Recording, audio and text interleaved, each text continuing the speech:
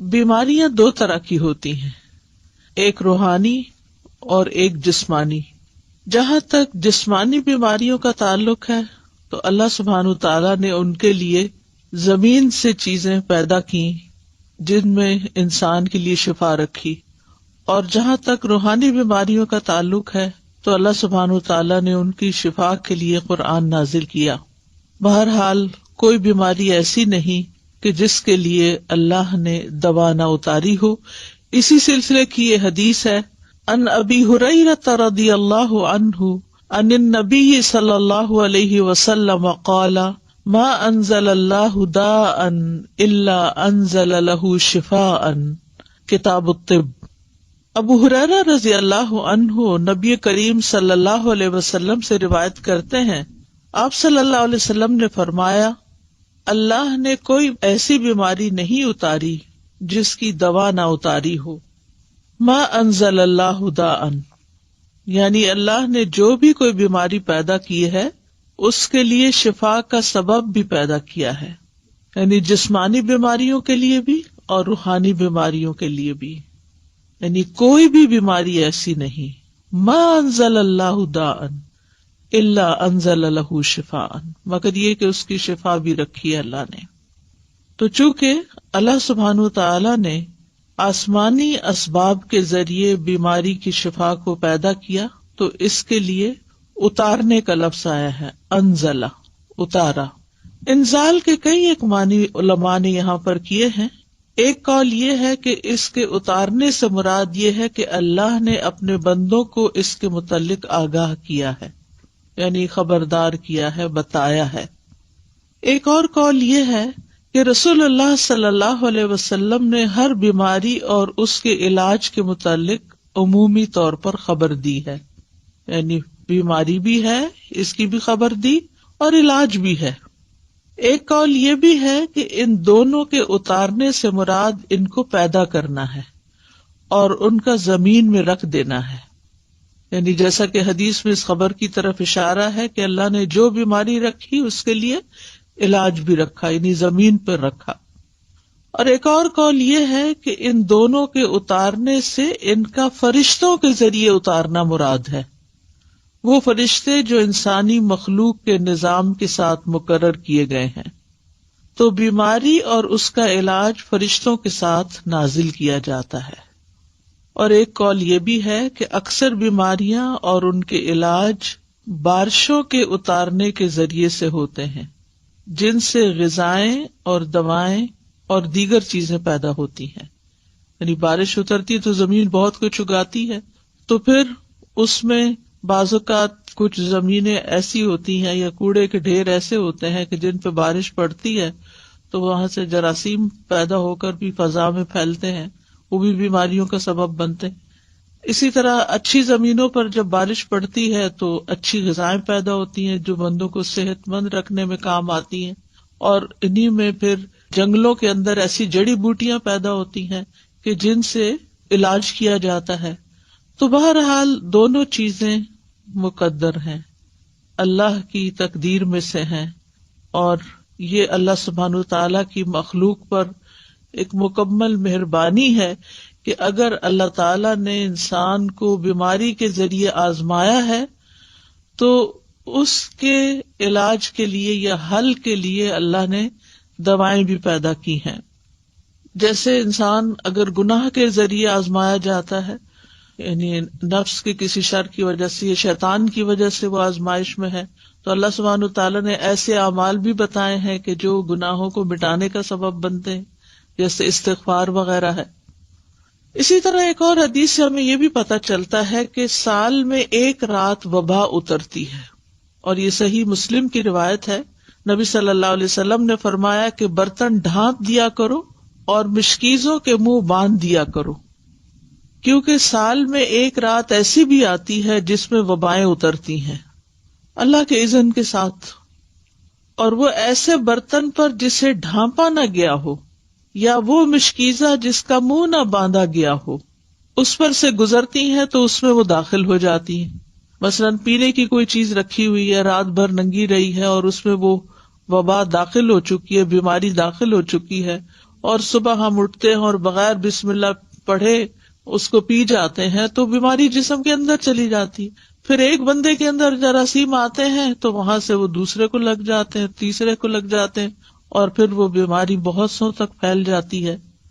تو بہرحال بیماری بھی اللہ کے اذن سے ہی آتی ہے اور ہمیں اس معاملے میں احتیاط بھی کرنے کی ضرورت ہے اور دوا اور علاج کی بھی ضرورت ہے. تو دا کا مطلب ہے حسی بیماری اور جسمانی بیماری اور روحانی بیماری, یعنی بیماریاں دونوں طرح کی ہوتی ہیں اور دونوں طرح کی بیماریوں کے لیے علاج کرانا ضروری ہے. یعنی بعض اوقات ہم جسمانی بیماریوں کے لیے تو علاج کر لیتے ہیں, لیکن اگر کسی کو کوئی روحانی بیماری ہے تو اس کا علاج نہیں کرتے اور اس کو ہم بیماری نہیں سمجھتے.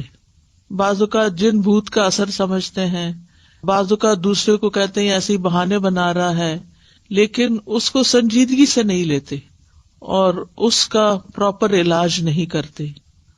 اسی طرح یہ ہے کہ انسان کا دل بھی بیمار ہوتا ہے, یعنی جو روحانی بیماریاں ہیں یا قلبی بیماریاں ہیں ان میں انسان کا دل بھی بیمار ہوتا ہے, اور دل کی بیماری دل کا ٹیڑھا ہونا ہے, اور اس کو اللہ کے دین کی طرف لانا ہی اس کو معتدل کرنا ہے اور اس کا علاج ہے.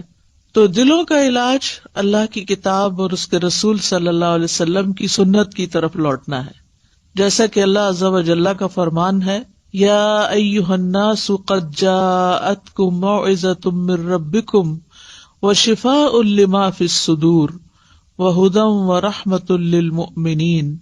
اے لوگو, بے شک تمہارے پاس تمہارے رب کی طرف سے عظیم نصیحت اور اس کے لیے سراسر شفا جو سینوں میں ہے, یعنی سینوں میں دل ہے اور دل کے اندر جو بھی تکلیف ہے, اور ایمان والوں کے لیے سراسر ہدایت اور رحمت آئی ہے. تو اس لیے قلبی بیماریوں کا علاج, دل کی بیماریوں کا علاج, روحانی بیماریوں کا علاج قرآن سے کرنا چاہیے, کیونکہ خود قرآن نے خبر دی ہے کہ وہ شفا ہے, شفاء لما فی الصدور, جو سینوں کے اندر ہے. اور اللہ عز و جل کی کتاب سے زیادہ افضل کوئی چیز نہیں کہ جس کے ساتھ انسان اپنے دل کا علاج کر سکے, لیکن اس کے لیے ضروری ہے کہ اخلاص کے ساتھ اس کی قرات کرے, اس کو پڑھے, اس میں غور و فکر کرے اور کسی بھی قسم کا اس کے ساتھ ایک تعلق قائم رکھے. اسی طرح بعض اوقات پورا قرآن اگر نہیں بھی پڑھتا یا بہت زیادہ تلاوت مریض نہیں بھی کر سکتا تو قرآن مجید سے سلیکٹڈ آیات بھی اس کو پڑھنے کے لیے دی جا سکتی ہیں. مثال کے طور پر آیت کریمہ جو ہے, لا الہ الا انت سبحانک انی کنت من الظالمین, یہ قرآن کی ایک آیت ہے اور اس میں یہ بھی ہے کہ کذالک ننجی المؤمنین, کہ ہم باقی مومنوں کو بھی ایسے نجات دیتے ہیں جیسے یونس علیہ السلام کو اس آیت کے پڑھنے کی وجہ سے نجات دی. تو اس لیے وہ ایک آیت کو بھی اگر کئی دفعہ دہراتا ہے تو اس میں کوئی حرج کی بات نہیں ہے, کیونکہ قرآن و سنت سے غم اور رنج کا علاج یہ آیت کریمہ کی شکل میں ثابت ہے. لیکن ایک بات یاد رکھیے کہ تجربہ نہ کیجیے کہ اچھا اگر قرآن شفا ہے, میں ذرا ایکسپیریمنٹ کر کے دیکھتا ہوں کہ میری اس بیماری میں قرآن کے پڑھنے سے شفا ہوتی ہے یا نہیں. تو ایسے لوگوں کو شفا نہیں ہوتی کہ جو تجربے کی غرض سے یہ کام کرتے ہیں. ہمیں پورے یقین کے ساتھ, ایمان کے ساتھ اس بات کو لینا چاہیے کہ اللہ تعالیٰ نے جب کہہ دیا قرآن شفا ہے تو پھر وہ شفا ہی ہے اور اس کے ذریعے شفا حاصل ہوگی. بہرحال اس حدیث سے یہ بھی پتہ چلتا ہے کہ اللہ نے جو بھی کوئی بیماری اتاری ہے اس کی دوا بھی اتاری ہے, اور اگر دوا اتاری ہے تو پھر ہمیں کیا کرنا چاہیے؟ دوا لینی چاہیے, علاج کروانا چاہیے. بعض لوگ اپنی سستی اور کوتاہی کے باعث علاج نہیں کرتے, صرف اللہ پہ ڈال دیتے ہیں. اللہ تعالیٰ تو سبھی کچھ کر سکتا, اس کے لیے تو کچھ مشکل ہی نہیں, وہ تو اول درجے میں بیماری بھی نہ بھیجے آپ کی طرف. لیکن یہ ہے کہ دنیا چونکہ امتحان کے لیے ہے, اور اللہ تعالیٰ نے قرآن مجید میں ہمیں یہ بھی بتا دیا ہے کہ ہم تمہیں آزمائیں گے. تو لوگوں کے امتحان مختلف طرح سے ہوتے رہتے ہیں, اور اس میں مومن کا رویہ بالکل مختلف ہوتا ہے. مومن کے لیے بیماری اگرچہ ایک آزمائش ہوتی ہے، تکلیف ہوتی ہے، لیکن اس کے سبب اس کے گناہ دھلتے رہتے ہیں. ہر پین کے بدلے، ہر تکلیف، ہر پریشانی جو جسم پر انسان کی آتی ہے، آفت، اس کے بدلے اس کے گناہ دھلتے ہیں. پھر اسی طرح یہ ہے کہ جب وہ اس پر صبر کرتا ہے تو اس صبر کا اس کو اجر ملتا ہے. ایک اور خیر آ گئی، اور یہ خاص لوگوں کی علامت ہوتی ہے.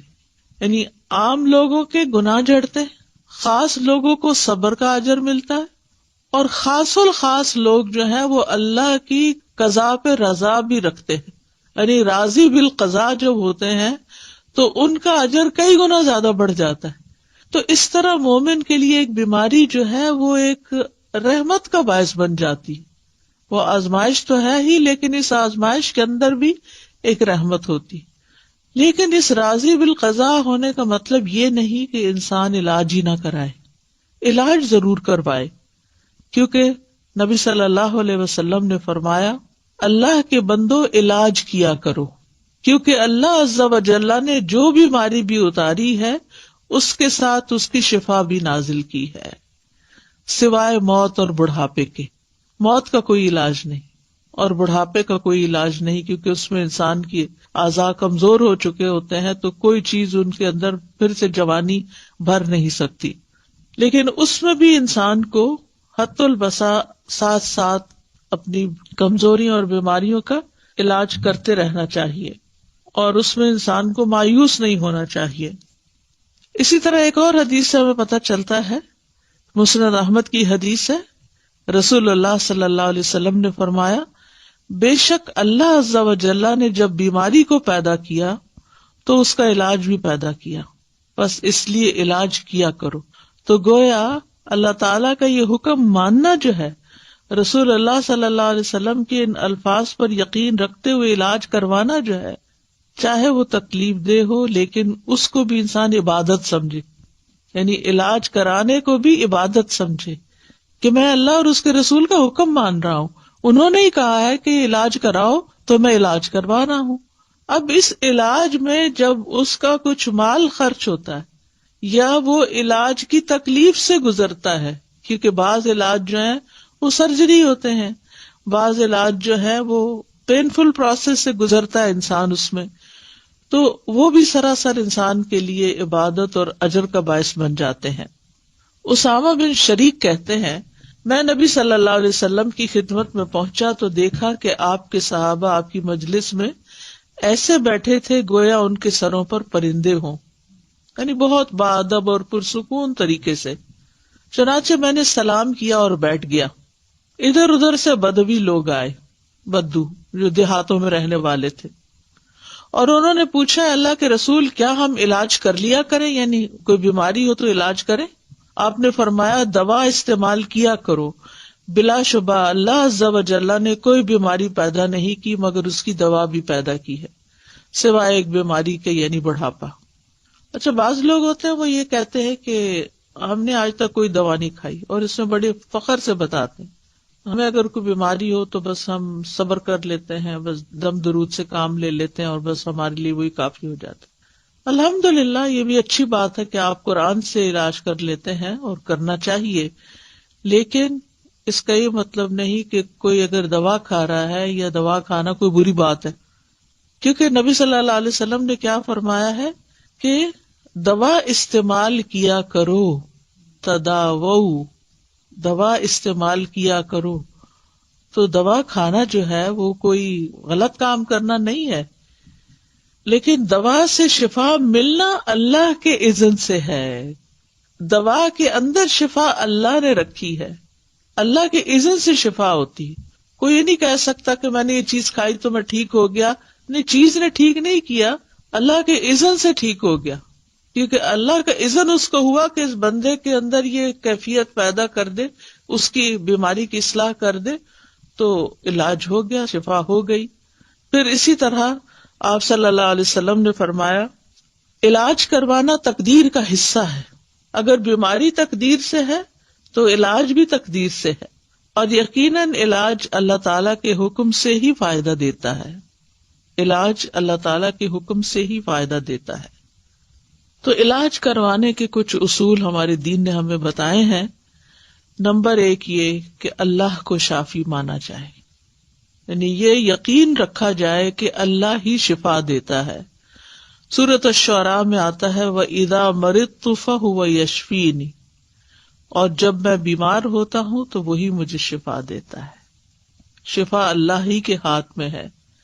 حضرت عائشہ کہتی ہیں کہ رسول اللہ صلی اللہ علیہ وسلم دم کیا کرتے تھے اور یہ دعا پڑھتے تھے امسح البأس رب الناس بیدک الشفاء لا یکشف الکرب الا انت، اے لوگوں کے رب تکلیف کو دور کر دے، شفا تو تیرے ہی ہاتھ میں ہے، تیرے سوا اس کو دور کرنے والا اور کوئی نہیں. پھر اسی طرح ایک روایت میں آتا ہے کہ اللہ ہی طبیب ہے. ابو رمثا سے مروی ہے، وہ کہتے ہیں کہ میرے والد نے رسول اللہ صلی اللہ علیہ وسلم سے عرض کیا کہ مجھے آپ اپنی وہ چیز دکھائیں جو آپ کی پشت پر ہے، یعنی وہ جو مہر نبوت تھی، کیونکہ میں طبیب ہوں. آپ نے فرمایا طبیب تو اللہ ہے، بلکہ تو رفیق آدمی ہے، یعنی نرمی کرنے والا ہے، مریض کو تسکین دینے والا، دلاسا دینے والا ہے. اور بیماری کا اصل طبیب تو اللہ ہی ہے، شافی تو وہی ہے جس نے اسے پیدا کیا. حضرت ایوب علیہ السلام کی مثال ہمارے سامنے ہے کہ جب ان کی بیماری کو ایک طویل عرصہ گزر گیا تو بھی وہ مایوس نہیں ہوئے، دعا کرنے لگے. وَأَيُّوبَ إِذْ نَادَى رَبَّهُ أَنِّي مَسَّنِيَ الضُّرُّ وَأَنْتَ أَرْحَمُ الرَّاحِمِينَ فَاسْتَجَبْنَا لَهُ فَكَشَفْنَا مَا بِهِ مِنْ ضُرٍّ وَآتَيْنَاهُ أَهْلَهُ وَمِثْلَهُمْ مَعَهُمْ رحمتم من عندنا وذکریٰ للعابدین. اور ایوب جب اس نے اپنے رب کو پکارا کہ بے شک مجھے تکلیف پہنچی ہے اور تو رحم کرنے والوں میں سب سے زیادہ رحم کرنے والا ہے، تو ہم نے اس کی دعا قبول کر لی، بس اسے جو بھی تکلیف تھی دور کر دی، اور اسے اس کے گھر والے اور ان کے ساتھ ان کی مثل اور عطا کر دیے اپنے پاس سے رحمت کے لیے اور ان لوگوں کی یاد دہانی کے لیے جو عبادت کرنے والے ہیں. تو یہاں پر وہ کہتے ہیں وَأَنْتَ أَرْحَمُ الرَّاحِمِينَ، اللہ آپ ہی سب سے بڑھ کر رحم کرنے والے ہیں. تو ہم نے ان کی دعا سن لی اور ان کی تکلیف دور کر دی.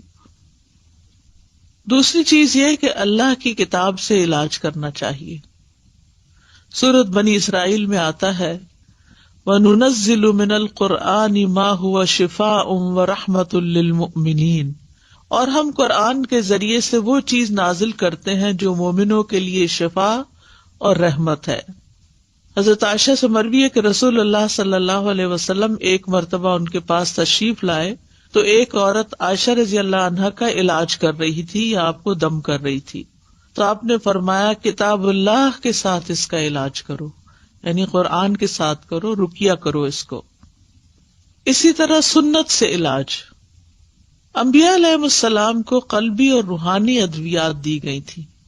ابن قیم کہتے ہیں کہ وہ وہی جو اللہ تعالیٰ اپنے نبیوں کو کرتا ہے اس میں ایسی چیز ہوتی ہے جو لوگوں کو فائدہ دیتی ہے، یعنی وہی کے ذریعے علاج ہوتا ہے. اور اس میں وہ دوائیاں بھی ہوتی ہیں جو بیماریوں سے شفا دیتی ہیں، اور وہ ایسی چیزیں ہوتی ہیں، وہ بعض غذائیں ایسی ہوتی ہیں کہ جن کی طرف بڑے بڑے ڈاکٹروں کی عقل نہیں پہنچ سکتی، اور ان دوائیوں تک ان کے علوم، تجربات اور قیاسات پہنچ نہیں سکتے. اور یہ دوائیاں قلبی اور روحانی ہوتی ہیں.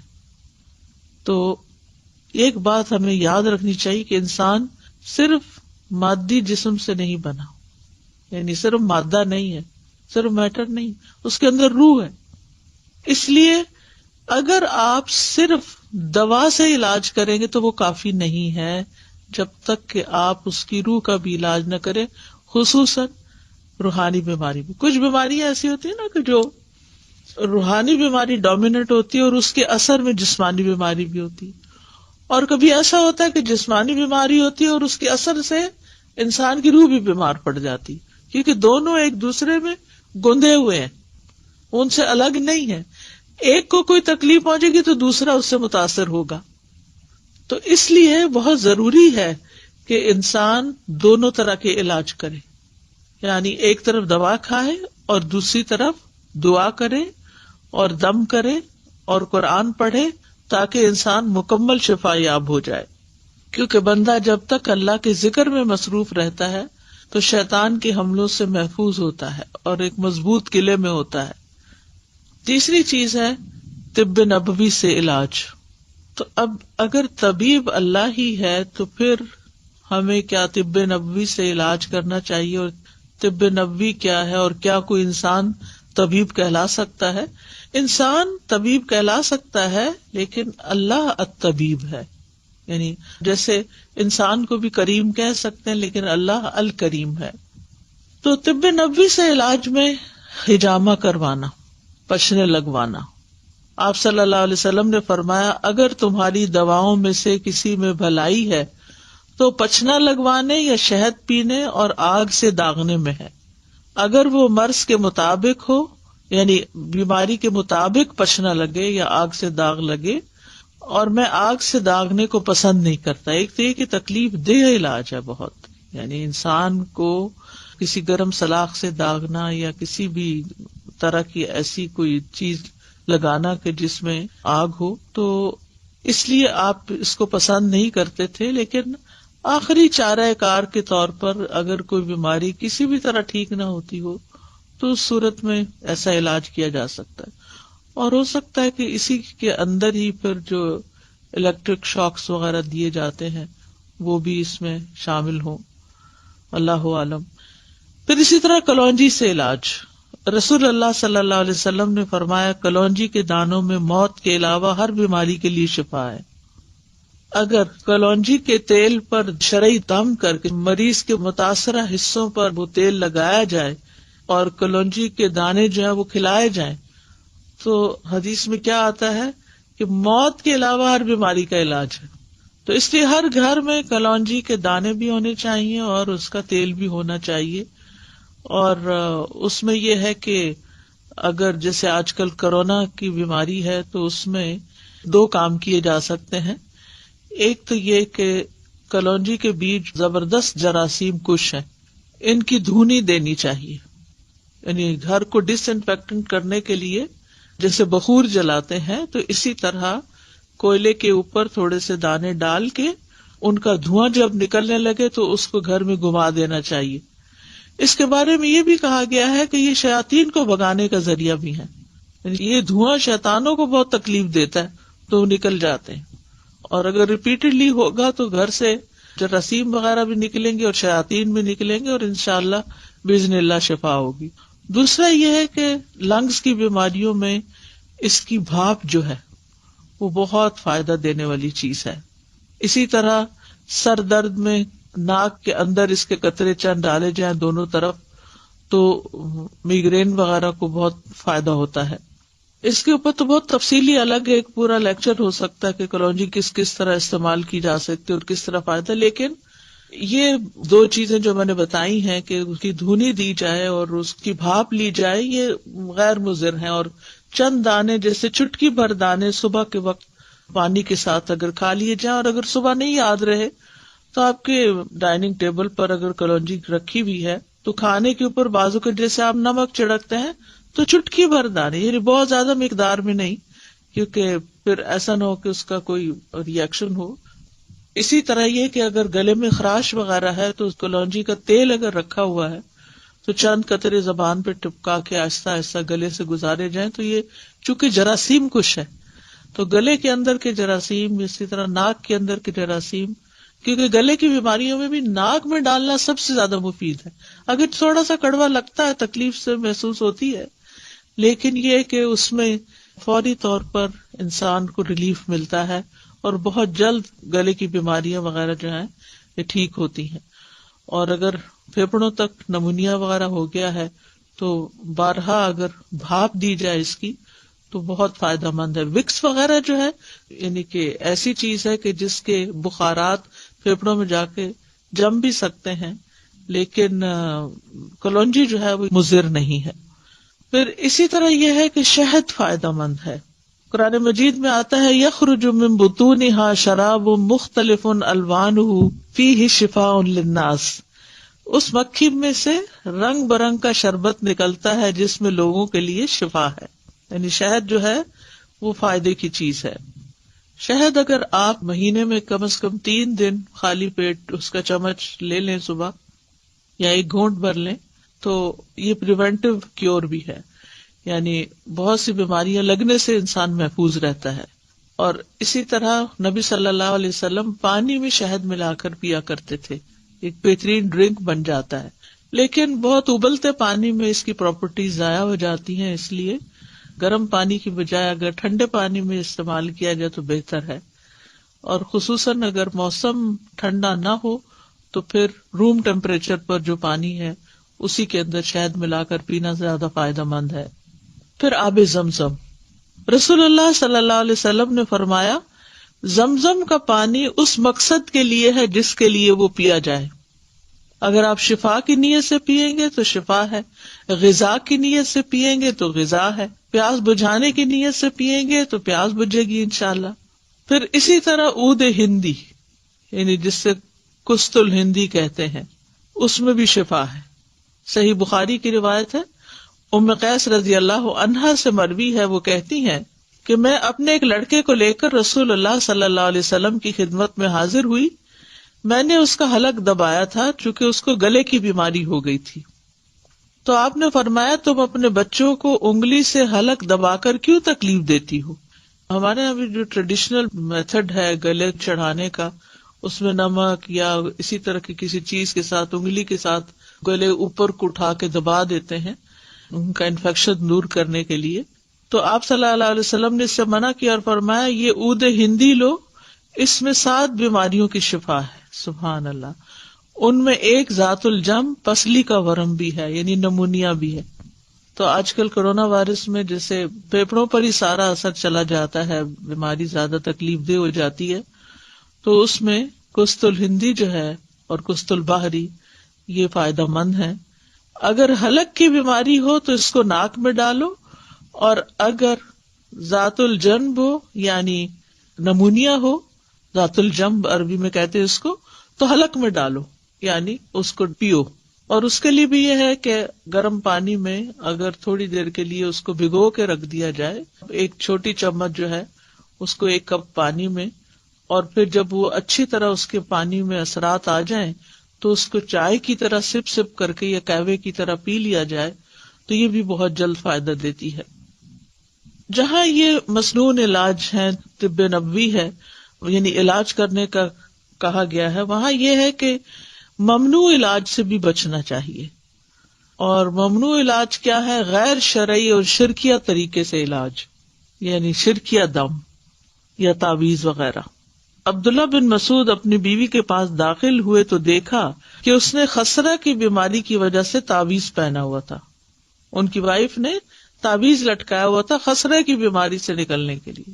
تو آپ نے اسے سختی سے کاٹ دیا اور کہا بے شک عبداللہ کی آل شرک سے بیزار ہے، اور کہا ہم نے رسول اللہ صلی اللہ علیہ وسلم سے یہ بات بھی یاد کی ہے کہ بلا شبہ جھاڑ پھونک، تعویذ اور حب کے اعمال شرک ہیں. یہاں پر اس کا یہ مطلب نہیں کہ دم کرنا منع ہے یا رقیہ منع ہے، شرکیہ جھاڑ پھونک منع ہے. یعنی ان الرقا والتمائم والطول شرکن، یعنی اس سے مراد وہ کلمات ہیں جو حرام ہیں، لیکن دوسری طرف جائز اور شرعی دم بھی ہیں. عوف بن مالک کہتے ہیں ہم زمانے جاہلیت میں دم کیا کرتے تھے. ہم نے عرض کیا اللہ کے رسول اس کے بارے میں آپ کا کیا خیال ہے؟ آپ نے فرمایا اپنے دم کے کلمات میرے سامنے پیش کرو، دم میں کوئی حرج نہیں جب تک اس میں شرک نہ ہو. اچھا، یہ جو بات ہے نا کہ لا بأس بالرقى ما لم يكن فيه شرک، اب یہ قرآن کی آیات تو نہیں تھی نا دور جاہلیت میں.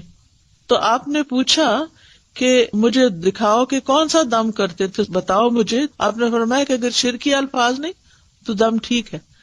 اس سے ایک بڑی اہم بات پتہ چلتی ہے. بعض لوگ اس بات میں بہت فس کریٹ کر دیتے ہیں کہ یہ کوئی مسنون طریقہ نہیں دم کا، اور آپ کو یہ کس نے کہا کہ یہ آیت 10 دفعہ پڑھ کے دم کریں تو ٹھیک ہو جائیں گے. تو آیت پڑھنے میں تو کوئی حرج ہی نہیں ہے.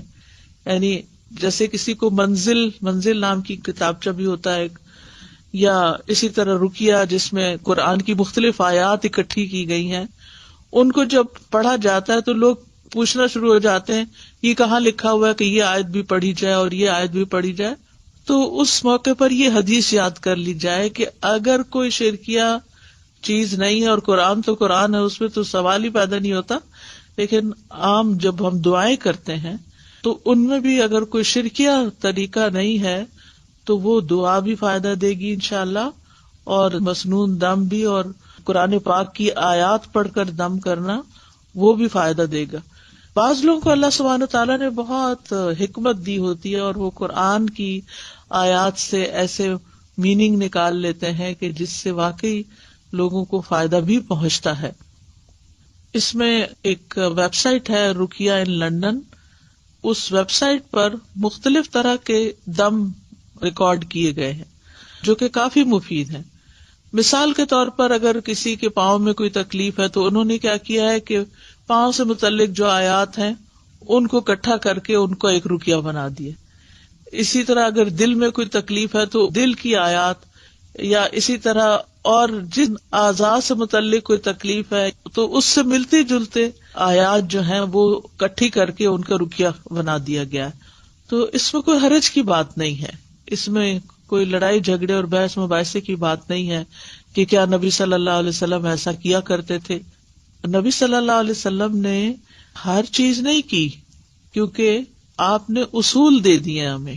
کچھ چیزیں تو آپ نے کی ہیں، وہ تو ہمارے لیے بہت ہی اوتھینٹک اور یقینی چیزیں ہیں، لیکن کچھ چیزیں ایسی بھی ہیں کہ جو آپ نے ان کی حدود بتا دی ہیں. جیسے اس حدیث میں حد بتا دی کہ تم میرے سامنے اپنے دم کے کلمات پیش کرو، یعنی وہ دم جو دور جاہلیت میں تم کرتے تھے، اگر وہ فائدہ مند تھا تمہارے لیے تو آج بھی اس کو استعمال کر سکتے ہو. فرمایا کہ دم میں کوئی حرج نہیں جب تک اس میں شرک نہ ہو. تو اگر شرک پر مبنی ہو یا ایسے الفاظ پر جو سمجھ نہ آ رہے ہوں، بعض لوگ تعویذ لکھے ہوئے ہوتے ہیں اور اس میں ایسے ایسے لفظ لکھے ہوتے ہیں کہ جو سمجھ ہی نہیں آتے، یا نمبرز لکھے ہوئے ہوتے ہیں، تو وہ استعمال نہیں کرنے چاہیے، کیونکہ ان کا نہیں پتا کہ اس میں شیطانوں کو پکارا گیا ہے یا نعوذ باللہ اللہ کے ساتھ کسی اور الہ کو پکارا گیا ہے. تو ایسی چیزوں سے انسان کو دور رہنا چاہیے. جہاں تک قرآن اور اذکار اور جائز دعاؤں کے ساتھ دم کرنا ہے تو ان میں کوئی حرج کی بات نہیں ہے. اور اسی طرح اللہ کے کلام، یعنی پچھلی ایک حدیث میں عبداللہ بن مسعود والی میں نے کہ جھاڑ پھونک منع ہے، لیکن اللہ کے کلام کے ساتھ پھونک مار کر دم کرنا جائز ہے. مثلاً سورۃ فاتحہ پڑھ کر پھونک ماری جا سکتی ہے. رات کو سوتے وقت جب آپ آیت الکرسی پڑھتے ہیں تو چاروں کونوں میں آپ پھونک ماریں، وہ بھی ایک حفاظت کی چیز ہے. اسی طرح نبی صلی اللہ علیہ وسلم اپنے ہاتھوں میں معوذتین اور قل ھو اللہ پڑھ کر دم کرتے تھے، اور رات کو جہاں جہاں تک آپ کا ہاتھ جاتا تھا خود اپنے اوپر دم کرتے تھے اور اپنے آپ کو جھاڑتے تھے. حضرت عائشہ کہتی ہیں کہ نبی صلی اللہ علیہ وسلم اپنی مرض وفات میں خود پر معوذات پڑھ کر دم کرتے تھے.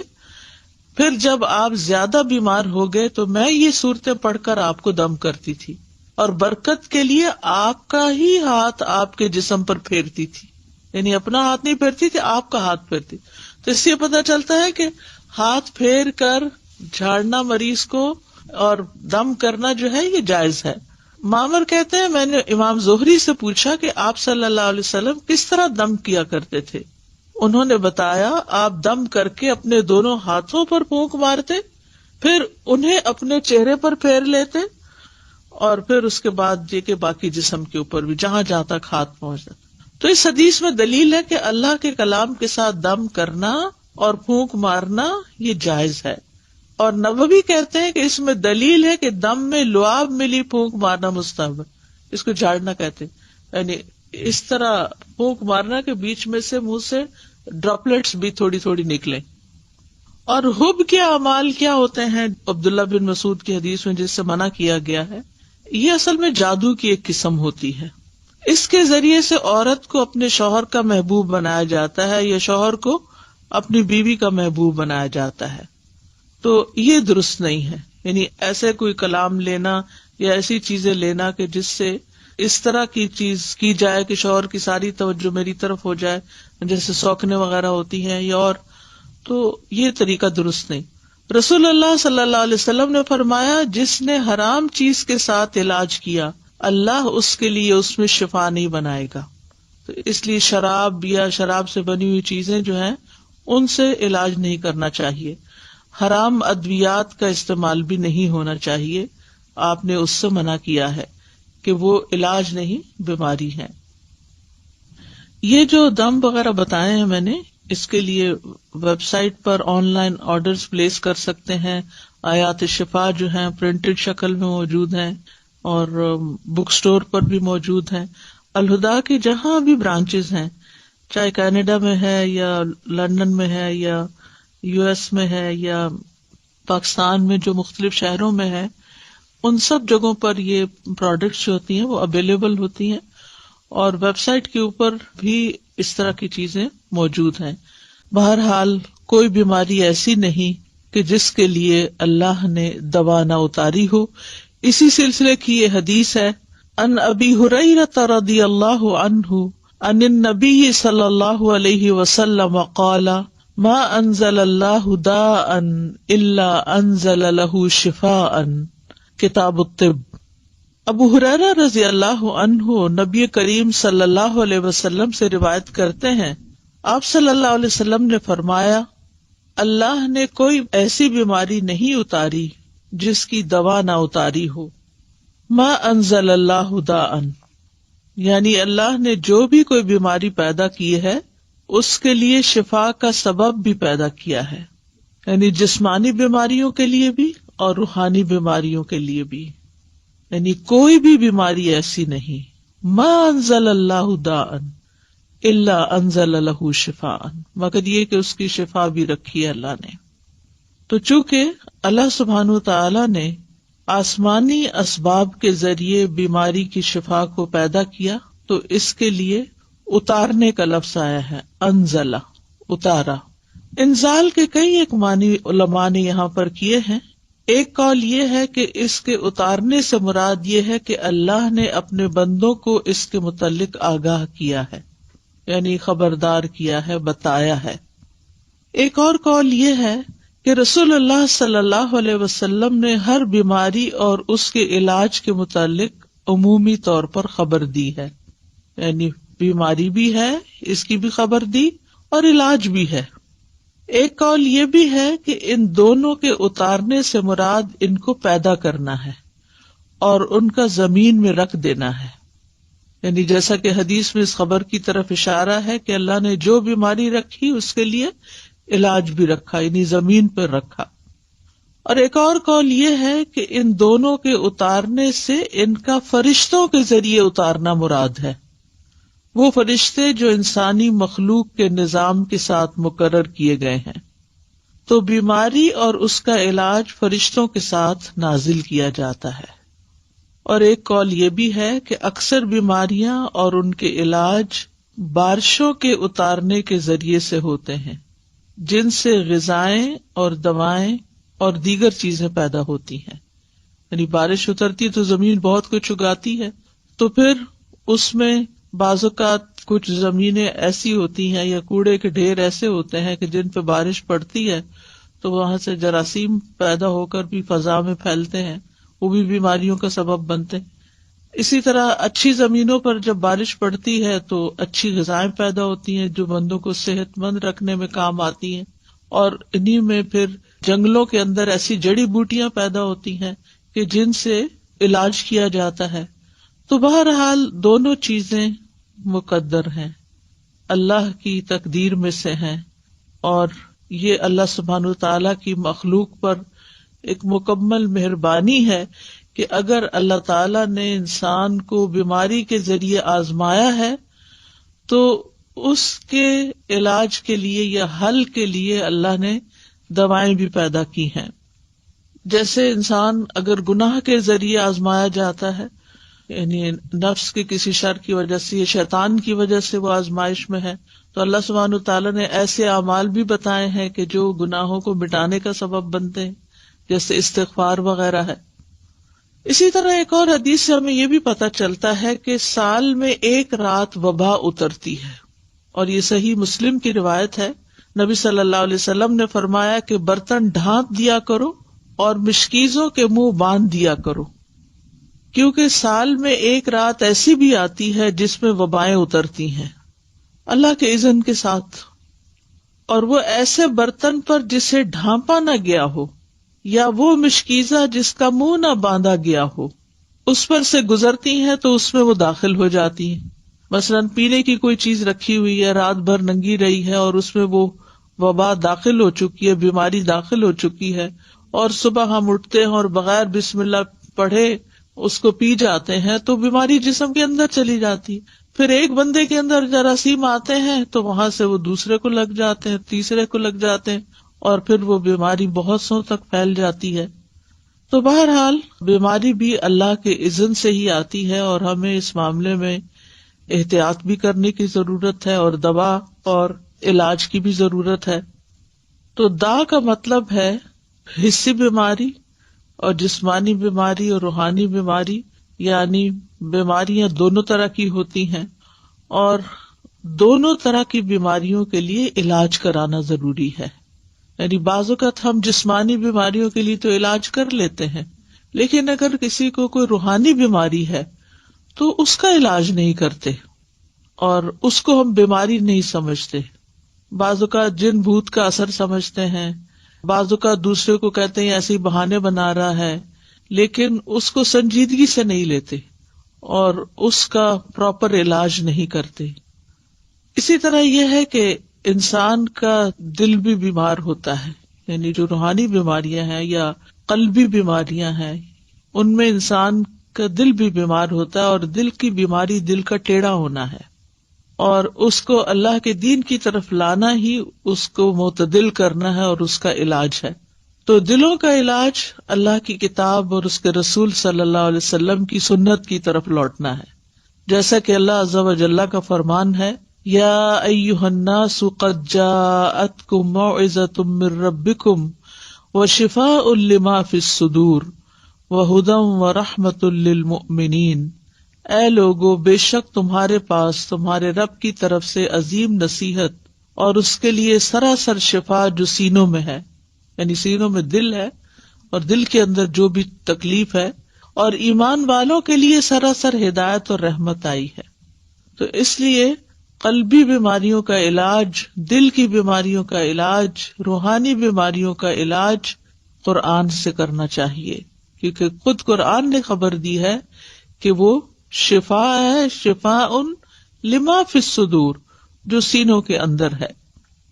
اور اللہ عز و جل کی کتاب سے زیادہ افضل کوئی چیز نہیں کہ جس کے ساتھ انسان اپنے دل کا علاج کر سکے، لیکن اس کے لیے ضروری ہے کہ اخلاص کے ساتھ اس کی قرأت کرے، اس کو پڑھے، اس میں غور و فکر کرے، اور کسی بھی قسم کا اس کے ساتھ ایک تعلق قائم رکھے۔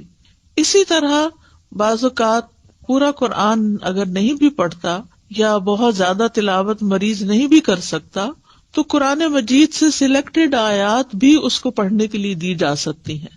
مثال کے طور پر آیت کریمہ جو ہے لا الہ الا انت سبحانک انی کنت من الظالمین، یہ قرآن کی ایک آیت ہے، اور اس میں یہ بھی ہے کہ کذالک ننجی المؤمنین، کہ ہم باقی مومنوں کو بھی ایسے نجات دیتے ہیں جیسے یونس علیہ السلام کو اس آیت کے پڑھنے کی وجہ سے نجات دی۔ تو اس لیے وہ ایک آیت کو بھی اگر کئی دفعہ دہراتا ہے تو اس میں کوئی حرج کی بات نہیں ہے، کیونکہ قرآن و سنت سے غم اور رنج کا علاج یہ آیت کریمہ کی شکل میں ثابت ہے۔ لیکن ایک بات یاد رکھیے کہ تجربہ نہ کیجیے کہ اچھا اگر قرآن شفا ہے، میں ذرا ایکسپیریمنٹ کر کے دیکھتا ہوں کہ میری اس بیماری میں قرآن کے پڑھنے سے شفا ہوتی ہے یا نہیں۔ تو ایسے لوگوں کو شفا نہیں ہوتی کہ جو تجربے کی غرض سے یہ کام کرتے ہیں۔ ہمیں پورے یقین کے ساتھ، ایمان کے ساتھ اس بات کو لینا چاہیے کہ اللہ تعالیٰ نے جب کہہ دیا قرآن شفا ہے تو پھر وہ شفا ہی ہے اور اس کے ذریعے شفا حاصل ہوگی۔ بہرحال اس حدیث سے یہ بھی پتہ چلتا ہے کہ اللہ نے جو بھی کوئی بیماری اتاری ہے اس کی دوا بھی اتاری ہے، اور اگر دوا اتاری ہے تو پھر ہمیں کیا کرنا چاہیے؟ دوا لینی چاہیے، علاج کروانا چاہیے، بعض لوگ اپنی سستی اور کوتاہی کے باعث علاج نہیں کرتے، صرف اللہ پہ ڈال دیتے ہیں. اللہ تعالیٰ تو سبھی کچھ کر سکتا، اس کے لیے تو کچھ مشکل ہی نہیں. وہ تو اول درجے میں بیماری بھی نہ بھیجے آپ کی طرف. لیکن یہ ہے کہ دنیا چونکہ امتحان کے لیے ہے، اور اللہ تعالیٰ نے قرآن مجید میں ہمیں یہ بھی بتا دیا ہے کہ ہم تمہیں آزمائیں گے، تو لوگوں کے امتحان مختلف طرح سے ہوتے رہتے ہیں، اور اس میں مومن کا رویہ بالکل مختلف ہوتا ہے. مومن کے لیے بیماری اگرچہ ایک آزمائش ہوتی ہے، تکلیف ہوتی ہے، لیکن اس کے سبب اس کے گناہ دھلتے رہتے ہیں. ہر پین کے بدلے، ہر تکلیف، ہر پریشانی جو جسم پر انسان کی آتی ہے، آفت، اس کے بدلے اس کے گناہ دھلتے ہیں. پھر اسی طرح یہ ہے کہ جب وہ اس پر صبر کرتا ہے تو اس صبر کا اس کو اجر ملتا ہے. ایک اور خیر آ گئی، اور یہ خاص لوگوں کی علامت ہوتی ہے. یعنی عام لوگوں کے گناہ جھڑتے ہیں، خاص لوگوں کو صبر کا اجر ملتا ہے، اور خاص الخاص لوگ جو ہیں وہ اللہ کی قضاء پہ رضا بھی رکھتے ہیں. یعنی راضی بالقضاء جب ہوتے ہیں تو ان کا اجر کئی گنا زیادہ بڑھ جاتا ہے. تو اس طرح مومن کے لیے ایک بیماری جو ہے وہ ایک رحمت کا باعث بن جاتی ہے. وہ آزمائش تو ہے ہی، لیکن اس آزمائش کے اندر بھی ایک رحمت ہوتی. لیکن اس راضی بالقضاء ہونے کا مطلب یہ نہیں کہ انسان علاج ہی نہ کرائے. علاج ضرور کروائے، کیونکہ نبی صلی اللہ علیہ وسلم نے فرمایا، اللہ کے بندو علاج کیا کرو، کیونکہ اللہ عز و جل نے جو بیماری بھی اتاری ہے اس کے ساتھ اس کی شفا بھی نازل کی ہے، سوائے موت اور بڑھاپے کے. موت کا کوئی علاج نہیں اور بڑھاپے کا کوئی علاج نہیں، کیونکہ اس میں انسان کی اعضاء کمزور ہو چکے ہوتے ہیں، تو کوئی چیز ان کے اندر پھر سے جوانی بھر نہیں سکتی. لیکن اس میں بھی انسان کو حت البسا ساتھ ساتھ اپنی کمزوریوں اور بیماریوں کا علاج کرتے رہنا چاہیے، اور اس میں انسان کو مایوس نہیں ہونا چاہیے. اسی طرح ایک اور حدیث سے ہمیں پتہ چلتا ہے، مسند احمد کی حدیث ہے، رسول اللہ صلی اللہ علیہ وسلم نے فرمایا، بے شک اللہ عز و جل نے جب بیماری کو پیدا کیا تو اس کا علاج بھی پیدا کیا، بس اس لیے علاج کیا کرو. تو گویا اللہ تعالیٰ کا یہ حکم ماننا جو ہے، رسول اللہ صلی اللہ علیہ وسلم کے ان الفاظ پر یقین رکھتے ہوئے علاج کروانا جو ہے، چاہے وہ تکلیف دہ ہو، لیکن اس کو بھی انسان عبادت سمجھے. یعنی علاج کرانے کو بھی عبادت سمجھے کہ میں اللہ اور اس کے رسول کا حکم مان رہا ہوں، انہوں نے ہی کہا ہے کہ علاج کراؤ تو میں علاج کروا رہا ہوں. اب اس علاج میں جب اس کا کچھ مال خرچ ہوتا ہے یا وہ علاج کی تکلیف سے گزرتا ہے، کیونکہ بعض علاج جو ہیں وہ سرجری ہوتے ہیں، بعض علاج جو ہے وہ پینفل پروسیس سے گزرتا ہے انسان اس میں، تو وہ بھی سراسر انسان کے لیے عبادت اور اجر کا باعث بن جاتے ہیں. اسامہ بن شریک کہتے ہیں، میں نبی صلی اللہ علیہ وسلم کی خدمت میں پہنچا تو دیکھا کہ آپ کے صحابہ آپ کی مجلس میں ایسے بیٹھے تھے گویا ان کے سروں پر پرندے ہوں، یعنی بہت باادب اور پرسکون طریقے سے. چنانچہ میں نے سلام کیا اور بیٹھ گیا. ادھر ادھر سے بدوی لوگ آئے، بدو جو دیہاتوں میں رہنے والے تھے، اور انہوں نے پوچھا، اللہ کے رسول کیا ہم علاج کر لیا کریں، یعنی کوئی بیماری ہو تو علاج کریں؟ آپ نے فرمایا، دوا استعمال کیا کرو، بلا شبہ اللہ عز و جل نے کوئی بیماری پیدا نہیں کی مگر اس کی دوا بھی پیدا کی ہے، سوائے ایک بیماری کے، یعنی بڑھاپا. اچھا، بعض لوگ ہوتے ہیں وہ یہ کہتے ہیں کہ ہم نے آج تک کوئی دوا نہیں کھائی، اور اس میں بڑے فخر سے بتاتے ہیں ہمیں اگر کوئی بیماری ہو تو بس ہم صبر کر لیتے ہیں، بس دم درود سے کام لے لیتے ہیں، اور بس ہمارے لیے وہی کافی ہو جاتا ہے. الحمدللہ یہ بھی اچھی بات ہے کہ آپ قرآن سے علاج کر لیتے ہیں، اور کرنا چاہیے، لیکن اس کا یہ مطلب نہیں کہ کوئی اگر دوا کھا رہا ہے یا دوا کھانا کوئی بری بات ہے، کیونکہ نبی صلی اللہ علیہ وسلم نے کیا فرمایا ہے کہ دوا استعمال کیا کرو، تداوؤ، دوا استعمال کیا کرو. تو دوا کھانا جو ہے وہ کوئی غلط کام کرنا نہیں ہے، لیکن دوا سے شفا ملنا اللہ کے اذن سے ہے. دوا کے اندر شفا اللہ نے رکھی ہے، اللہ کے اذن سے شفا ہوتی ہے. کوئی یہ نہیں کہہ سکتا کہ میں نے یہ چیز کھائی تو میں ٹھیک ہو گیا. نہیں، چیز نے ٹھیک نہیں کیا، اللہ کے اذن سے ٹھیک ہو گیا، کیونکہ اللہ کا اذن اس کو ہوا کہ اس بندے کے اندر یہ کیفیت پیدا کر دے، اس کی بیماری کی اصلاح کر دے، تو علاج ہو گیا، شفا ہو گئی۔ پھر اسی طرح آپ صلی اللہ علیہ وسلم نے فرمایا علاج کروانا تقدیر کا حصہ ہے، اگر بیماری تقدیر سے ہے تو علاج بھی تقدیر سے ہے، اور یقیناً علاج اللہ تعالیٰ کے حکم سے ہی فائدہ دیتا ہے، علاج اللہ تعالیٰ کے حکم سے ہی فائدہ دیتا ہے۔ تو علاج کروانے کے کچھ اصول ہمارے دین نے ہمیں بتائے ہیں۔ نمبر 1 یہ کہ اللہ کو شافی مانا جائے، یعنی یہ یقین رکھا جائے کہ اللہ ہی شفا دیتا ہے۔ سورۃ الشعراء میں آتا ہے وَإِذَا مَرِضْتُ فَهُوَ يَشْفِينِ، اور جب میں بیمار ہوتا ہوں تو وہی مجھے شفا دیتا ہے۔ شفا اللہ ہی کے ہاتھ میں ہے۔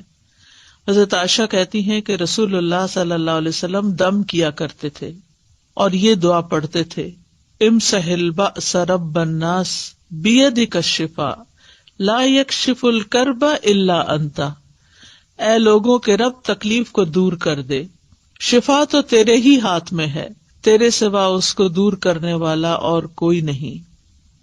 پھر اسی طرح ایک روایت میں آتا ہے کہ اللہ ہی طبیب ہے۔ ابو رمثا سے مروی ہے، وہ کہتے ہیں کہ میرے والد نے رسول اللہ صلی اللہ علیہ وسلم سے عرض کیا کہ مجھے آپ اپنی وہ چیز دکھائیں جو آپ کی پشت پر ہے، یعنی وہ جو مہر نبوت تھی، کیونکہ میں طبیب ہوں۔ آپ نے فرمایا طبیب تو اللہ ہے، بلکہ تو رفیق آدمی ہے، یعنی نرمی کرنے والا ہے، مریض کو تسکین دینے والا، دلاسا دینے والا ہے، اور بیماری کا اصل طبیب تو اللہ ہی ہے، شافی تو وہی ہے جس نے اسے پیدا کیا۔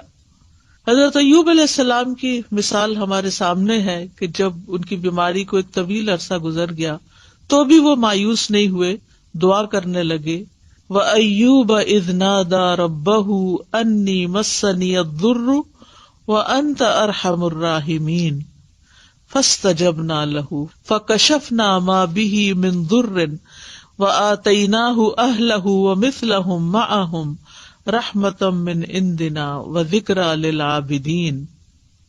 اور ایوب جب اس نے اپنے رب کو پکارا کہ بے شک مجھے تکلیف پہنچی ہے اور تو رحم کرنے والوں میں سب سے زیادہ رحم کرنے والا ہے، تو ہم نے اس کی دعا قبول کر لی، بس اسے جو بھی تکلیف تھی دور کر دی، اور اسے اس کے گھر والے اور ان کے ساتھ ان کی مثل اور عطا کر دیے اپنے پاس سے رحمت کے لیے اور ان لوگوں کی یاد دہانی کے لیے جو عبادت کرنے والے ہیں۔ تو یہاں پر وہ کہتے ہیں وَأَنْتَ أَرْحَمُ الرَّاحِمِينَ، اللہ آپ ہی سب سے بڑھ کر رحم کرنے والے ہیں۔ تو ہم نے ان کی دعا سن لی اور ان کی تکلیف دور کر دی۔ دوسری چیز یہ کہ اللہ کی کتاب سے علاج کرنا چاہیے۔ سورۃ بنی اسرائیل میں آتا ہے وَنُنَزِّلُ مِنَ الْقُرْآنِ مَا هُوَ شِفَاءٌ وَرَحْمَةٌ لِّلْمُؤْمِنِينَ، اور ہم قرآن کے ذریعے سے وہ چیز نازل کرتے ہیں جو مومنوں کے لیے شفا اور رحمت ہے۔ حضرت عائشہ سے مروی ہے کہ رسول اللہ صلی اللہ علیہ وسلم ایک مرتبہ ان کے پاس تشریف لائے تو ایک عورت عائشہ رضی اللہ عنہا کا علاج کر رہی تھی یا آپ کو دم کر رہی تھی، تو آپ نے فرمایا کتاب اللہ کے ساتھ اس کا علاج کرو، یعنی قرآن کے ساتھ کرو، رقیہ کرو اس کو۔ اسی طرح سنت سے علاج، انبیاء علیہ السلام کو قلبی اور روحانی ادویات دی گئی تھی۔ ابن قیم کہتے ہیں کہ وہ وہی جو اللہ تعالیٰ اپنے نبیوں کو کرتا ہے اس میں ایسی چیز ہوتی ہے جو لوگوں کو فائدہ دیتی ہے، یعنی وہی کے ذریعے علاج ہوتا ہے، اور اس میں وہ دوائیاں بھی ہوتی ہیں جو بیماریوں سے شفا دیتی ہیں، اور وہ ایسی چیزیں ہوتی ہیں، وہ بعض غذائیں ایسی ہوتی ہیں کہ جن کی طرف بڑے بڑے ڈاکٹروں کی عقل نہیں پہنچ سکتی، اور ان دوائیوں تک ان کے علوم، تجربات اور قیاسات پہنچ نہیں سکتے، اور یہ دوائیاں قلبی اور روحانی ہوتی ہیں۔ تو ایک بات ہمیں یاد رکھنی چاہیے کہ انسان صرف مادی جسم سے نہیں بنا، یعنی صرف مادہ نہیں ہے، صرف میٹر نہیں، اس کے اندر روح ہے۔ اس لیے اگر آپ صرف دوا سے علاج کریں گے تو وہ کافی نہیں ہے، جب تک کہ آپ اس کی روح کا بھی علاج نہ کریں، خصوصاً روحانی بیماری بھی۔ کچھ بیماریاں ایسی ہوتی ہیں نا کہ جو روحانی بیماری ڈومیننٹ ہوتی ہے اور اس کے اثر میں جسمانی بیماری بھی ہوتی ہے. اور کبھی ایسا ہوتا ہے کہ جسمانی بیماری ہوتی ہے اور اس کے اثر سے انسان کی روح بھی بیمار پڑ جاتی، کیونکہ دونوں ایک دوسرے میں گندے ہوئے ہیں، ان سے الگ نہیں ہے. ایک کو کوئی تکلیف پہنچے گی تو دوسرا اس سے متاثر ہوگا. تو اس لیے بہت ضروری ہے کہ انسان دونوں طرح کے علاج کرے، یعنی ایک طرف دوا کھائے اور دوسری طرف دعا کرے اور دم کرے اور قرآن پڑھے، تاکہ انسان مکمل شفا یاب ہو جائے. کیونکہ بندہ جب تک اللہ کے ذکر میں مصروف رہتا ہے تو شیطان کے حملوں سے محفوظ ہوتا ہے اور ایک مضبوط قلعے میں ہوتا ہے. تیسری چیز ہے طب نبوی سے علاج. تو اب اگر طبیب اللہ ہی ہے تو پھر ہمیں کیا طب نبوی سے علاج کرنا چاہیے، اور طب نبوی کیا ہے، اور کیا کوئی انسان طبیب کہلا سکتا ہے؟ انسان طبیب کہلا سکتا ہے، لیکن اللہ الطبیب ہے.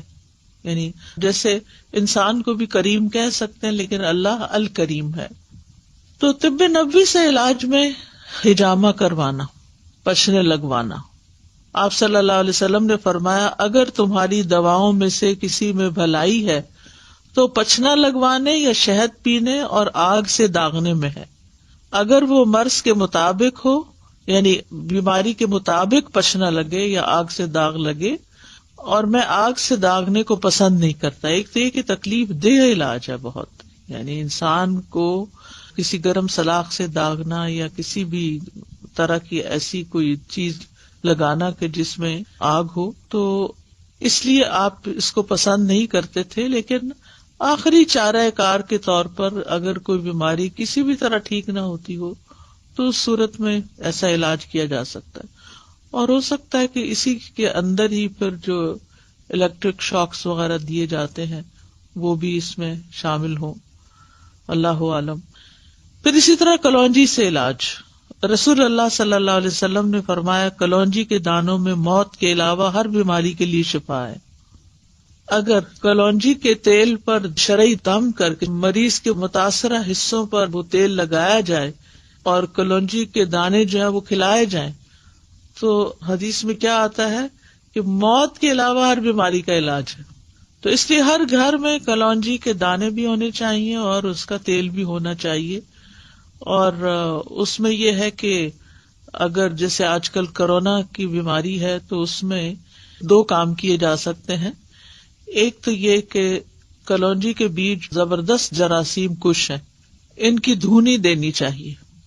یعنی گھر کو ڈس انفیکٹنٹ کرنے کے لیے جیسے بخور جلاتے ہیں تو اسی طرح کوئلے کے اوپر تھوڑے سے دانے ڈال کے ان کا دھواں جب نکلنے لگے تو اس کو گھر میں گھما دینا چاہیے. اس کے بارے میں یہ بھی کہا گیا ہے کہ یہ شیاطین کو بھگانے کا ذریعہ بھی ہے. یہ دھواں شیطانوں کو بہت تکلیف دیتا ہے تو وہ نکل جاتے ہیں، اور اگر ریپیٹڈلی ہوگا تو گھر سے جراثیم وغیرہ بھی نکلیں گے اور شیاطین بھی نکلیں گے اور انشاءاللہ باذن اللہ شفا ہوگی. دوسرا یہ ہے کہ لنگز کی بیماریوں میں اس کی بھاپ جو ہے وہ بہت فائدہ دینے والی چیز ہے. اسی طرح سر درد میں ناک کے اندر اس کے قطرے چند ڈالے جائیں دونوں طرف تو میگرین وغیرہ کو بہت فائدہ ہوتا ہے. اس کے اوپر تو بہت تفصیلی الگ ایک پورا لیکچر ہو سکتا ہے کہ کلونجی کس طرح استعمال کی جا سکتی ہے اور کس طرح فائدہ. لیکن یہ 2 چیزیں جو میں نے بتائی ہیں کہ اس کی دھونی دی جائے اور اس کی بھاپ لی جائے یہ غیر مضر ہیں. اور چند دانے جیسے چٹکی بھر دانے صبح کے وقت پانی کے ساتھ اگر کھا لیے جائیں، اور اگر صبح نہیں یاد رہے تو آپ کے ڈائننگ ٹیبل پر اگر کلونجی رکھی بھی ہے تو کھانے کے اوپر بازو کے جیسے آپ نمک چھڑکتے ہیں تو چٹکی بھر دانے، یعنی بہت زیادہ مقدار میں نہیں، کیونکہ پھر ایسا نہ ہو کہ اس کا کوئی ری ایکشن ہو. اسی طرح یہ کہ اگر گلے میں خراش وغیرہ ہے تو کلونجی کا تیل اگر رکھا ہوا ہے تو چند قطرے زبان پہ ٹپکا کے آہستہ آہستہ گلے سے گزارے جائیں. تو یہ چونکہ جراثیم کش ہے تو گلے کے اندر کے جراثیم، اسی طرح ناک کے اندر کے جراثیم، کیونکہ گلے کی بیماریوں میں بھی ناک میں ڈالنا سب سے زیادہ مفید ہے.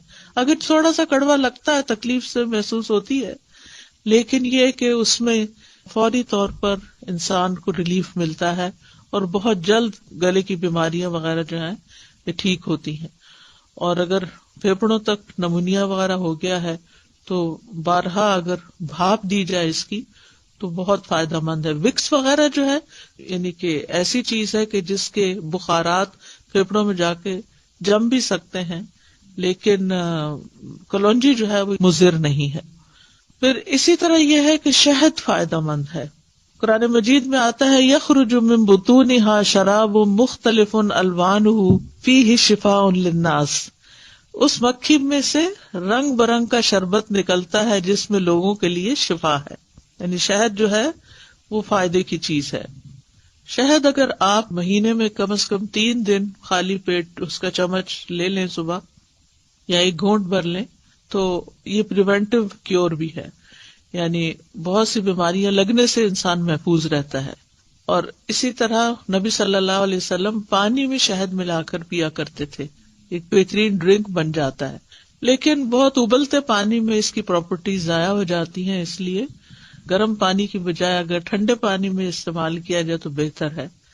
اور خصوصاً اگر موسم ٹھنڈا نہ ہو تو پھر روم ٹیمپریچر پر جو پانی ہے اسی کے اندر شہد ملا کر پینا زیادہ فائدہ مند ہے. پھر آب زمزم، رسول اللہ صلی اللہ علیہ وسلم نے فرمایا زمزم کا پانی اس مقصد کے لیے ہے جس کے لیے وہ پیا جائے. اگر آپ شفا کی نیت سے پیئیں گے تو شفا ہے، غذا کی نیت سے پیئیں گے تو غذا ہے، پیاس بجھانے کی نیت سے پیئیں گے تو پیاس بجھے گی انشاءاللہ. پھر اسی طرح عود ہندی یعنی جس سے کست الہندی کہتے ہیں، اس میں بھی شفا ہے. صحیح بخاری کی روایت ہے، ام قیس رضی اللہ عنہا سے مروی ہے، وہ کہتی ہیں کہ میں اپنے ایک لڑکے کو لے کر رسول اللہ صلی اللہ علیہ وسلم کی خدمت میں حاضر ہوئی. میں نے اس کا حلق دبایا تھا چونکہ اس کو گلے کی بیماری ہو گئی تھی. تو آپ نے فرمایا تم اپنے بچوں کو انگلی سے حلق دبا کر کیوں تکلیف دیتی ہو؟ ہمارے یہاں بھی جو ٹریڈیشنل میتھڈ ہے گلے چڑھانے کا، اس میں نمک یا اسی طرح کی کسی چیز کے ساتھ انگلی کے ساتھ گلے اوپر کو اٹھا کے دبا دیتے ہیں ان کا انفیکشن دور کرنے کے لیے. تو آپ صلی اللہ علیہ وسلم نے اس سے منع کیا اور فرمایا یہ عود ہندی لو، اس میں 7 بیماریوں کی شفا ہے. سبحان اللہ. ان میں ایک ذات الجم پسلی کا ورم بھی ہے، یعنی نمونیا بھی ہے. تو آج کل کورونا وائرس میں جیسے پھیپھڑوں پر ہی سارا اثر چلا جاتا ہے، بیماری زیادہ تکلیف دہ ہو جاتی ہے، تو اس میں کست الہندی جو ہے اور کست البحری یہ فائدہ مند ہے. اگر حلق کی بیماری ہو تو اس کو ناک میں ڈالو، اور اگر ذات الجنب ہو یعنی نمونیا ہو، ذات الجنب عربی میں کہتے ہیں اس کو، تو حلق میں ڈالو یعنی اس کو پیو. اور اس کے لیے بھی یہ ہے کہ گرم پانی میں اگر تھوڑی دیر کے لیے اس کو بھگو کے رکھ دیا جائے، ایک چھوٹی چمچ جو ہے اس کو 1 کپ پانی میں، اور پھر جب وہ اچھی طرح اس کے پانی میں اثرات آ جائیں تو اس کو چائے کی طرح سپ سپ کر کے یا قہوے کی طرح پی لیا جائے تو یہ بھی بہت جلد فائدہ دیتی ہے. جہاں یہ مسنون علاج ہے، طب نبوی ہے، یعنی علاج کرنے کا کہا گیا ہے، وہاں یہ ہے کہ ممنوع علاج سے بھی بچنا چاہیے. اور ممنوع علاج کیا ہے؟ غیر شرعی اور شرکیہ طریقے سے علاج، یعنی شرکیہ دم یا تعویذ وغیرہ. عبداللہ بن مسعود اپنی بیوی کے پاس داخل ہوئے تو دیکھا کہ اس نے خسرہ کی بیماری کی وجہ سے تعویذ پہنا ہوا تھا. ان کی وائف نے تعویذ لٹکایا ہوا تھا خسرہ کی بیماری سے نکلنے کے لیے. تو آپ نے اسے سختی سے کاٹ دیا اور کہا بے شک عبداللہ کی آل شرک سے بیزار ہے، اور کہا ہم نے رسول اللہ صلی اللہ علیہ وسلم سے یہ بات بھی یاد کی ہے کہ بلا شبہ جھاڑ پھونک، تعویذ اور حب کے اعمال شرک ہیں. یہاں پر اس کا یہ مطلب نہیں کہ دم کرنا منع ہے یا رقیہ منع ہے، شرکیہ جھاڑ پھونک منع ہے. یعنی ان الرقا والتمائم والطولہ شرکن، یعنی اس سے مراد وہ کلمات ہیں جو حرام ہیں، لیکن دوسری طرف جائز اور شرعی دم بھی ہیں. عوف بن مالک کہتے ہیں ہم زمانے جاہلیت میں دم کیا کرتے تھے. ہم نے عرض کیا اللہ کے رسول اس کے بارے میں آپ کا کیا خیال ہے؟ آپ نے فرمایا اپنے دم کے کلمات میرے سامنے پیش کرو، دم میں کوئی حرج نہیں جب تک اس میں شرک نہ ہو. اچھا، یہ جو بات ہے نا کہ لا بأس بالرقى ما لم يكن فيه شرک، اب یہ قرآن کی آیات تو نہیں تھی نا دور جاہلیت میں. تو آپ نے پوچھا کہ مجھے دکھاؤ کہ کون سا دم کرتے تھے، بتاؤ مجھے. آپ نے فرمایا کہ اگر شرکی الفاظ نہیں تو دم ٹھیک ہے. اس سے ایک بڑی اہم بات پتہ چلتی ہے. بعض لوگ اس بات میں بہت فس کریٹ کر دیتے ہیں کہ یہ کوئی مسنون طریقہ نہیں دم کا، اور آپ کو یہ کس نے کہا کہ یہ آیت 10 دفعہ پڑھ کے دم کریں تو ٹھیک ہو جائیں گے. تو آیت پڑھنے میں تو کوئی حرج ہی نہیں ہے. یعنی جیسے کسی کو منزل نام کی کتابچہ بھی ہوتا ہے، یا اسی طرح رقیہ جس میں قرآن کی مختلف آیات اکٹھی کی گئی ہیں، ان کو جب پڑھا جاتا ہے تو لوگ پوچھنا شروع ہو جاتے ہیں یہ کہاں لکھا ہوا ہے کہ یہ آیت بھی پڑھی جائے اور یہ آیت بھی پڑھی جائے. تو اس موقع پر یہ حدیث یاد کر لی جائے کہ اگر کوئی شرکیہ چیز نہیں ہے، اور قرآن تو قرآن ہے، اس میں تو سوال ہی پیدا نہیں ہوتا، لیکن عام جب ہم دعائیں کرتے ہیں تو ان میں بھی اگر کوئی شرکیہ طریقہ نہیں ہے تو وہ دعا بھی فائدہ دے گی انشاءاللہ، اور مسنون دم بھی، اور قرآن پاک کی آیات پڑھ کر دم کرنا وہ بھی فائدہ دے گا. بعض لوگوں کو اللہ سبحانہ تعالیٰ نے بہت حکمت دی ہوتی ہے، اور وہ قرآن کی آیات سے ایسے میننگ نکال لیتے ہیں کہ جس سے واقعی لوگوں کو فائدہ بھی پہنچتا ہے. اس میں ایک ویب سائٹ ہے رقیہ ان لنڈن، اس ویب سائٹ پر مختلف طرح کے دم ریکارڈ کیے گئے ہیں جو کہ کافی مفید ہیں. مثال کے طور پر اگر کسی کے پاؤں میں کوئی تکلیف ہے تو انہوں نے کیا کیا ہے کہ پاؤں سے متعلق جو آیات ہیں ان کو اکٹھا کر کے ان کو ایک رقیہ بنا دیا. اسی طرح اگر دل میں کوئی تکلیف ہے تو دل کی آیات، یا اسی طرح اور جن اعضاء سے متعلق کوئی تکلیف ہے تو اس سے ملتے جلتے آیات جو ہیں وہ اکٹھی کر کے ان کا رقیہ بنا دیا گیا ہے. تو اس میں کوئی حرج کی بات نہیں ہے، اس میں کوئی لڑائی جھگڑے اور بحث مباحثے کی بات نہیں ہے کہ کیا نبی صلی اللہ علیہ وسلم ایسا کیا کرتے تھے. نبی صلی اللہ علیہ وسلم نے ہر چیز نہیں کی، کیونکہ آپ نے اصول دے دیے ہمیں. کچھ چیزیں تو آپ نے کی ہیں، وہ تو ہمارے لیے بہت ہی اوتھینٹک اور یقینی چیزیں ہیں، لیکن کچھ چیزیں ایسی بھی ہیں کہ جو آپ نے ان کی حدود بتا دی ہیں.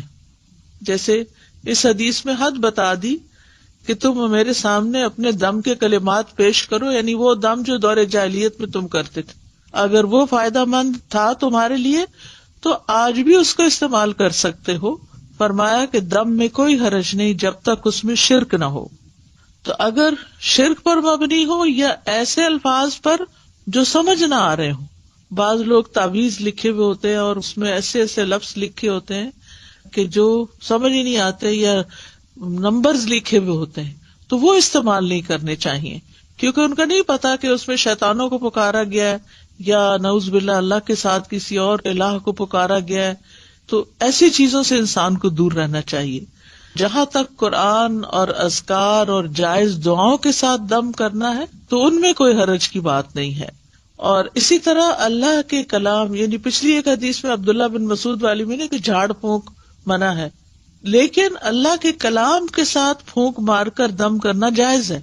مثلاً سورۃ فاتحہ پڑھ کر پھونک ماری جا سکتی ہے. رات کو سوتے وقت جب آپ آیت الکرسی پڑھتے ہیں تو چاروں کونوں میں آپ پھونک ماریں، وہ بھی ایک حفاظت کی چیز ہے. اسی طرح نبی صلی اللہ علیہ وسلم اپنے ہاتھوں میں معوذتین اور قل ھو اللہ پڑھ کر دم کرتے تھے، اور رات کو جہاں جہاں تک آپ کا ہاتھ جاتا تھا خود اپنے اوپر دم کرتے تھے اور اپنے آپ کو جھاڑتے تھے.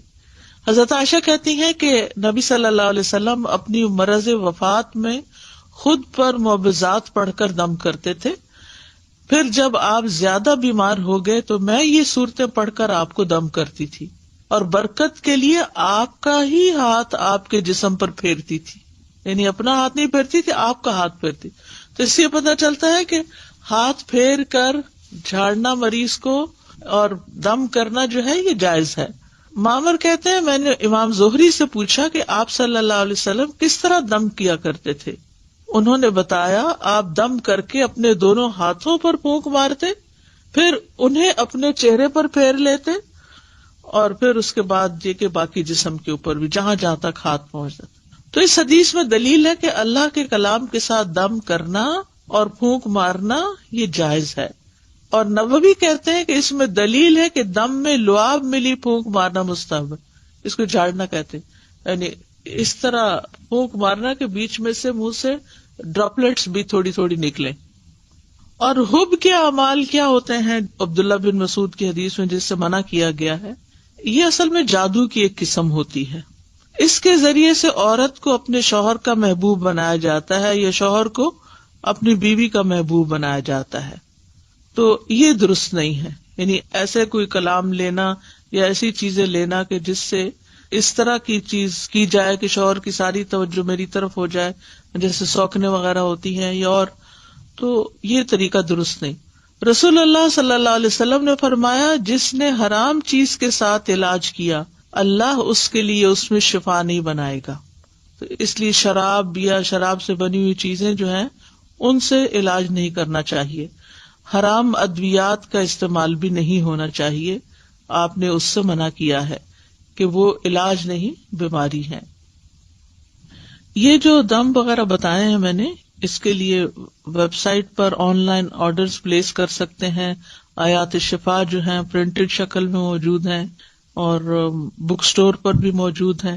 الہدا کے جہاں بھی برانچز ہیں، چاہے کینیڈا میں ہے یا لندن میں ہے یا یو ایس میں ہے یا پاکستان میں جو مختلف شہروں میں ہے، ان سب جگہوں پر یہ پروڈکٹس جو ہوتی ہیں وہ اویلیبل ہوتی ہیں. اور ویب سائٹ کے اوپر بھی اس طرح کی چیزیں موجود ہیں. تو جو لوگ آج کل بیماری کے لیے پریشان ہیں، اور ویسے بھی بیماری صرف آج کل ہی تو نہیں آئی، بیماری تو ہمیشہ ہی دنیا میں موجود رہی ہے، تو پریونٹیو میتھڈز بھی استعمال کرنے چاہیے. اور اس کے ساتھ اگر کوئی بیمار ہو جائے تو ان مصنوعی چیزوں سے علاج کرنا چاہیے. اور یہ مصنوعی چیزیں جو ہر گھر میں موجود ہونی چاہیے کہ تھوڑا سا بھی اگر بیماری کا آغاز ہوا ہے تو فوراً ہی اس کو پکڑ لیا جائے.